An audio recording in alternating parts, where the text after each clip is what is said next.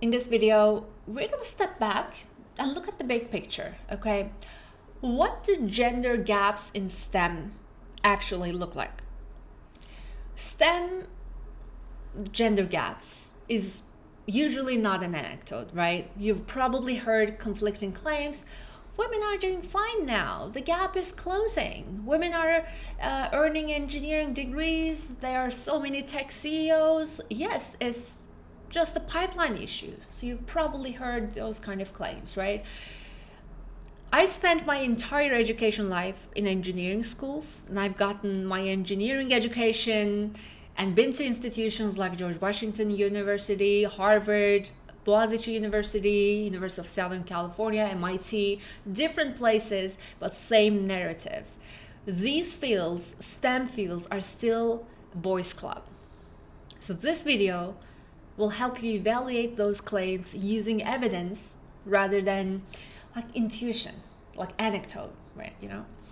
So let me tell you this. When we talk about gender gaps in STEM, we're not just referring to a single number of or outcome, right? So there's not like a single metric that we measure as the gap. Therefore, when you hear someone say the gap is closing, you immediately should follow up with the question of gap in what metric, in what stage, right? Because identifying the gender gap and reducing into just one single metric is misleading, because gender gaps appear across multiple stages of STEM careers, like the entry barriers differ from men colleagues and women colleagues. Persistence, advancement, the promotion pace, the leadership roles, as I mentioned, recognition, specifically in academia, right? Another persistent gap usually appears in pay gaps. Let me tell you very important, very striking findings across STEM research. Women often report lower confidence or self-efficacy than men. Self-efficacy is defined as one's belief in their ability to organize and execute the actions required to achieve specific goals. This concept was introduced by a great psychologist, scholar, Dr. Albert Bandura, and it's one of the strongest predictors of motivation, persistence, and performance. It's a very important concept in psychology and education.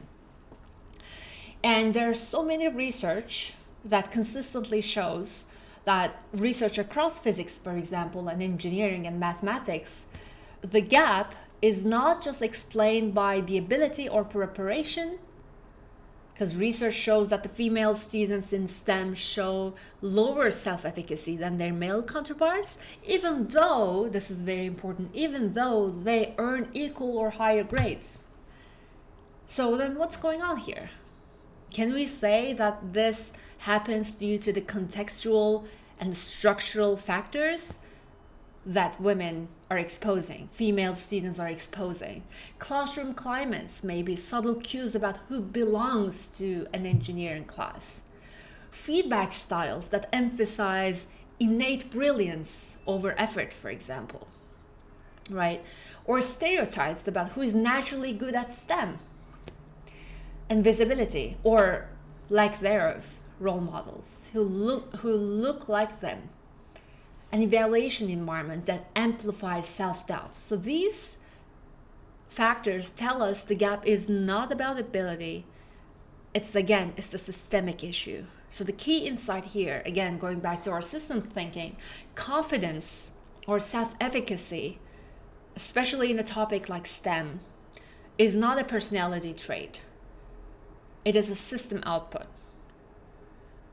When women outperform or match their peers, their male counterparts, but still report lower confidence, the bias is then, we can say, located not within the individual, but within the system.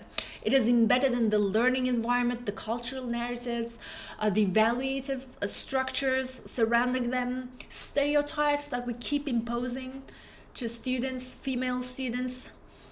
We'll study in depth later in this course, but for now, I want to just think that which one of these self-efficacy differences, of these pay differences, the gender gaps in STEM are due to systemic biases, and what can we do about them as engineers, scientists, and professionals.